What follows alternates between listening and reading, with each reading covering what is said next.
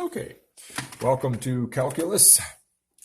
Today's lesson for Monday, April 13th, Related Rates, Part 2. All right, make sure you've got a notebook ready, copy some things here. Here's our first question. Pause the video, copy this now. Welcome back. Two small airplanes approach an airport flying due west at 120 miles per hour, the other flying due north at 150 miles per hour. Assuming they fly at the same constant elevation, how fast is the distance between the planes changing when the westbound plane is 180 miles from the airport and the northbound plane is 225? Just as with the radius in the oil spill problem, the distance the planes are from the airport is constantly changing. This causes the distance between the planes to constantly change too. All right. For instance, if one of the planes is right here, as he gets closer to the airport, and maybe right at that moment, this one down here is right at that same moment, there's the distance between them. This one gets a little bit closer, boom. This one gets a little bit closer. Boom, stop. Notice that distance now is a little bit shorter. Now this one gets right here, okay? This one gets right here. Boom. That distance is shorter yet. So the distance between them every time is changing as each plane's distance towards the airport changes. And so what we're wanting to know is, what is the rate of change when you hit a certain moment in time? And the certain moment in time is when the westbound plane that's coming this way is 180 miles from the airport, and the northbound plane is 225 miles from the airport from here to here. Well, there's a certain distance there. A squared plus B squared equals C squared. Now, what do we know about derivatives? They tell us the rate of change. Okay. So we want the derivative of the distance between the two planes because the question is asking how fast the distance between the two planes is changing. All right. Oh, sorry. So therefore, oh, come on. What's going on with this? This hasn't happened yet.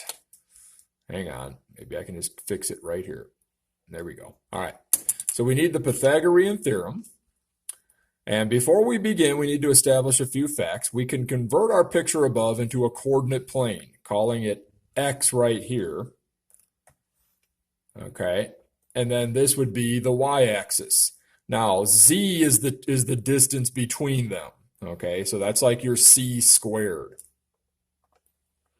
Secondly, we already know the derivatives of the x and y distances with respect to time. Reread the information in the given problem. Doesn't it tell you that one of them is traveling at a rate of 120 miles per hour, the other one's 150 miles per hour? Now, you got to be careful here. The reason we have negative rates of change in their distances, because their distances toward the airport are decreasing. See, if it's way out here, and it goes 120, okay? Way out here goes another 120 every hour, another 120 every hour, another 120 every hour, another 120.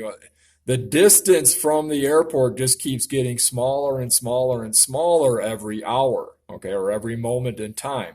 They get closer and closer to the airport, so the distance keeps getting smaller. So we use a negative rate of change, all right? It's kind of like saying if you were losing $5 an hour, your rate of change wouldn't be $5 an hour. That would be gaining 5. You would say you're negative $5 per hour, okay, is what's happening because you're losing. Because you're getting closer to your goal, closer to your mark, you got a negative rate. All right. So what's the derivative with respect to time of the x1? This is x, this is y. Well, this is negative 120 miles per hour. And this is negative 150 miles per hour. All right. We can answer the question if we know the derivative of the distance between the two planes, because they want to know how fast is the distance between them changing at the moment when this one is 180 and at the moment when this one is 225 from the airport. So all we got to do right now is simply find that distance using the Pythagorean theorem. Now, I know you're smart enough to use the Pythagorean theorem. If you can't get this, email me, but it should come out to 288. All right, 225 squared plus 180 squared equals your c squared. You would take the square root of all that to get the c value. All right, and it should be 288. So this being 288. Now, let's put all this together. Let's differentiate the hypotenuse with respect to t. Differentiate z, all right? Z is your hypotenuse. And these are all the facts that you need. Now, you're going to be using implicit differentiation here, which is the test that we just did on. So you got to know how to do that. Pause the video and see if you can get an answer. Okay, welcome back. The final answer should have been negative 192 miles per hour. If you got that, good job. If you didn't, let's see why not. Okay, let's take our formula here.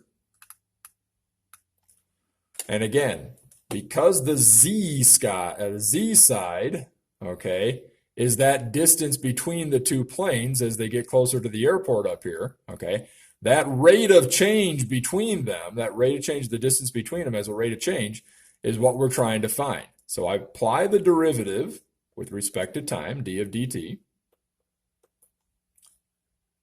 as time is going on, all right? And this becomes 2z dz dt, right? Bring the 2 down.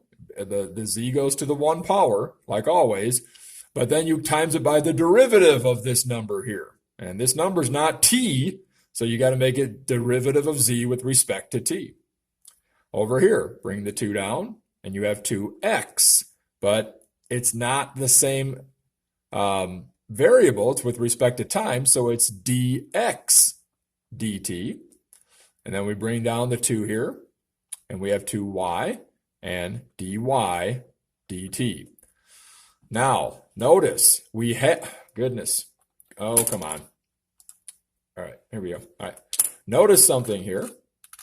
We have information to start substituting, right? Dx dt is negative 120.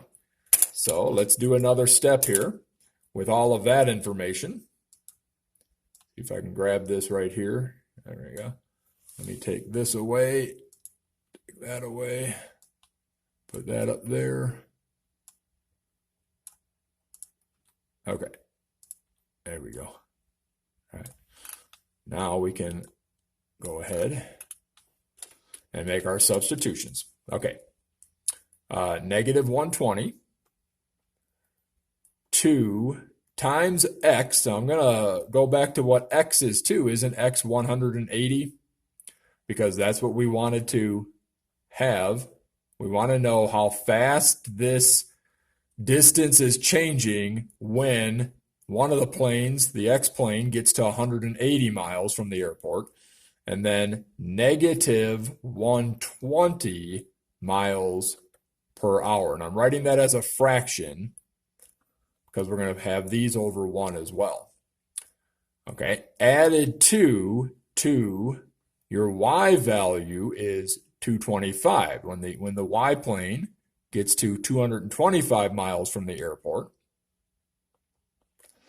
times by its derivative, which is right there, okay, it's traveling at that rate again of 150, but it's a negative 150 miles per hour because it's getting closer and closer to the airport, so its distance is getting smaller each time as it gets to the airport. And then over here, we have a 2, and z, we know, is 288.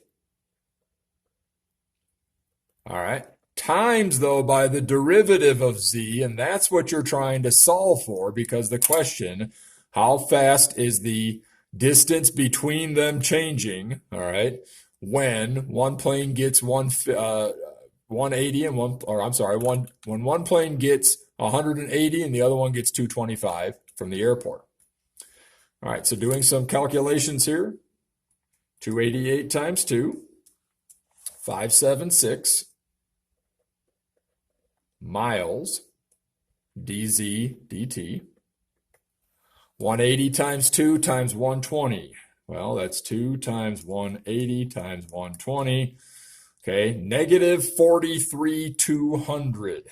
Negative 43,200.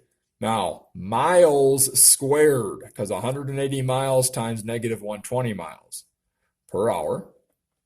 And then this one is 2 times 225 times 150, negative 675. And again, miles squared per hour. Put those together, they're like terms. So it's just going to be a negative number here. So I'm going to add the 43,200. And that gives me negative 110,700. Negative 110,700 miles squared per hour. Okay. And over here, we have 576 miles dz dt.